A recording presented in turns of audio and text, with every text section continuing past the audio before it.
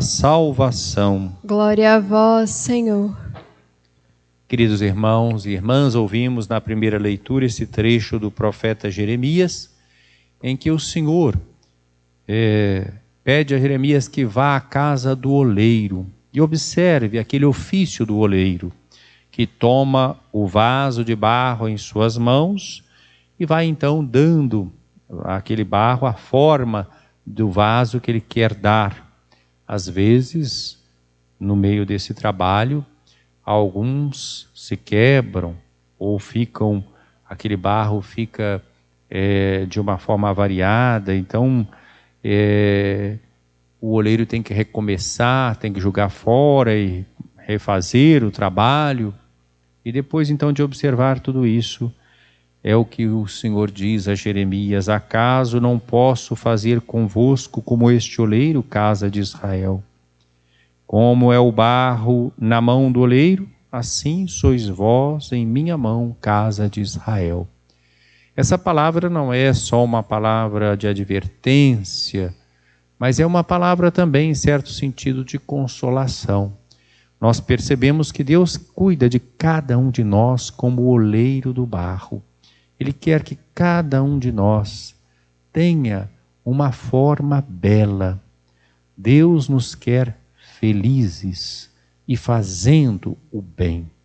E nós só podemos ser felizes quando nós buscamos fazer as outras pessoas felizes, seguindo assim a palavra do Evangelho, de sermos misericordiosos, de sermos pacíficos, de termos fome e sede de justiça, tudo aquilo que está nas bem-aventuranças, puros de coração.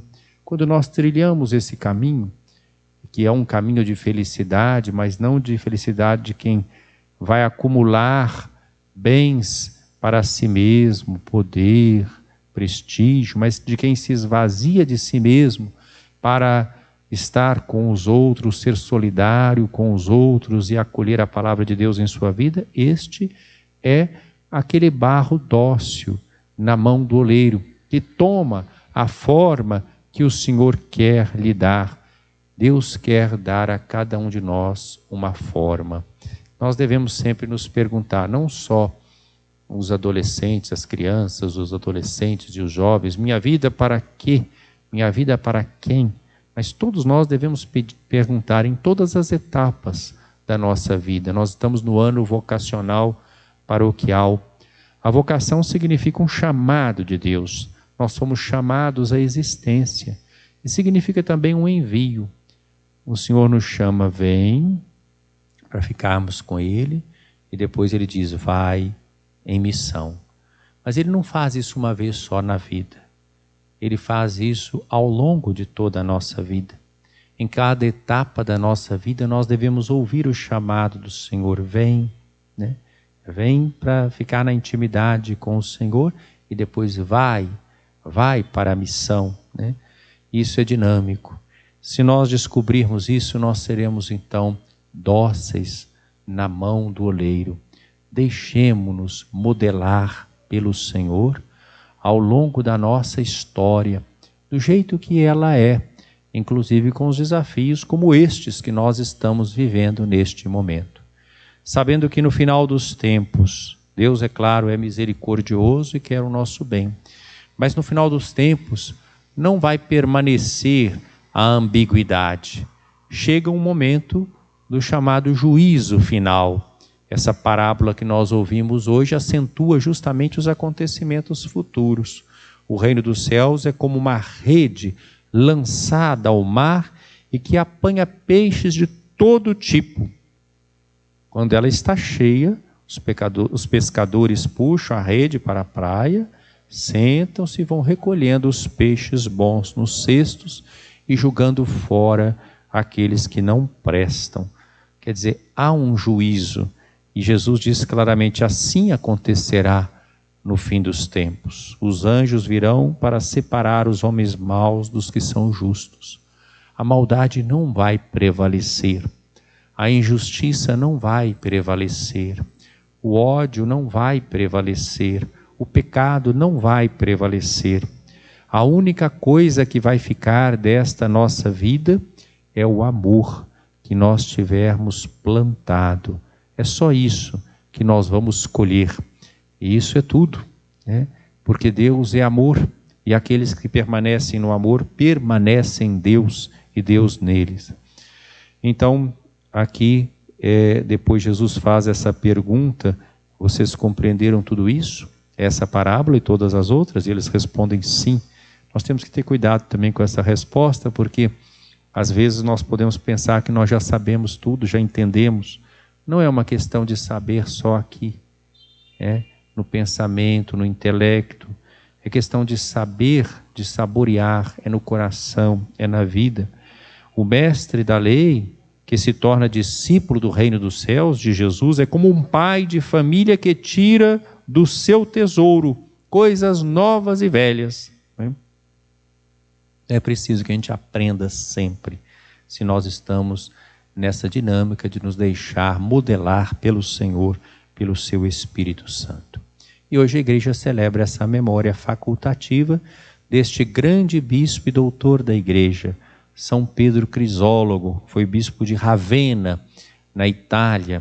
Ravenna foi uma cidade imperial, o Império Romano do Ocidente tinha a sua sede em Ravenna, e por isso Ravenna também se tornou uma sede metropolita, uma sede especial. Foi pedida pela imperatriz, que o Papa pudesse então estabelecer em Ravenna uma sede metropolita, ter um bispo, que tivesse assim uma autoridade maior em toda aquela região em torno da cidade de Ravenna, não só na sua diocese, mas nas dioceses vizinhas, a semelhança do que acontecia com Constantinopla, a capital do Império Romano do Oriente. E então o Papa concedeu, mas sendo que o bispo de Ravenna seria sempre nomeado pelo bispo de Roma, mas ele teria uma ascendência sobre os bispos daquela região. E o primeiro que foi nomeado foi justamente São Pedro Crisólogo. Crisólogo significa palavra de ouro, assim como lá no Oriente, em Constantinopla, tem São João Crisóstomo. Crisóstomo significa boca de ouro, Era um grande orador, São João Crisóstomo, e aqui no Ocidente, em Ravenna, São Pedro Crisólogo, palavra de ouro, um grande pregador, nos deixou muitos sermões, como foi dito aqui também no comentário inicial dessa missa, e maravilhado com o mistério da encarnação, e voltado sempre para o bem dos seus fiéis, preocupado com a instrução daqueles que se preparavam para receber o batismo e os demais sacramentos da iniciação cristã, a crisma, a Eucaristia.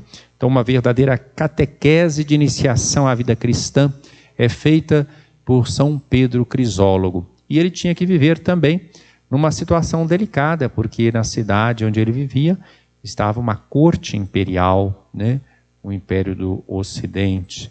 Mas ele soube viver tudo isso com um grande equilíbrio e conseguiu, inclusive, uma amizade com a imperatriz, mas sem se deixar se contaminar pela corte. Não se tornou um cortesão, mas um verdadeiro pastor do seu povo. E era até consultado por bispos e por monges, pessoas de outras regiões, também consultavam São Pedro Crisólogo.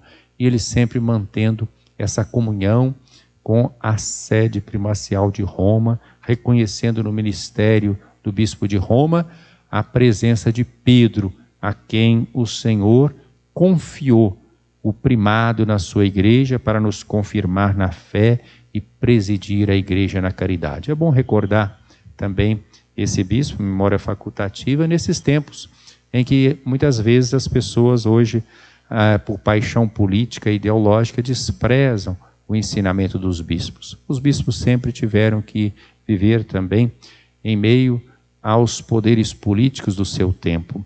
E muitos, como este São Pedro Crisólogo, soube muito bem desempenhar o seu papel com, assim, independência.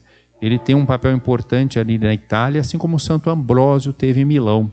Santo Ambrósio foi outro grande bispo, que soube também, quando foi necessário, enfrentar o imperador, Certa vez, um imperador que tinha derramado tanto sangue chegava a Milão e ele trancou as portas da catedral e não permitiu que ele entrasse lá, porque era alguém que era infiel ao Evangelho de Jesus Cristo. Então, às vezes, os bispos têm que fazer denúncias sérias, faz parte do seu ministério e do seu dever episcopal, do seu apostolado. É em nome do Senhor que eles exortam a todos como embaixadores da misericórdia de Deus para que se convertam, para que promovam o bem comum. Rezemos pelos nossos bispos e que São Pedro Crisólogo interceda por nós nesse momento também difícil da nossa história, da nossa caminhada de fé aqui no Brasil. Louvado seja nosso Senhor Jesus Cristo. Para sempre seja louvado.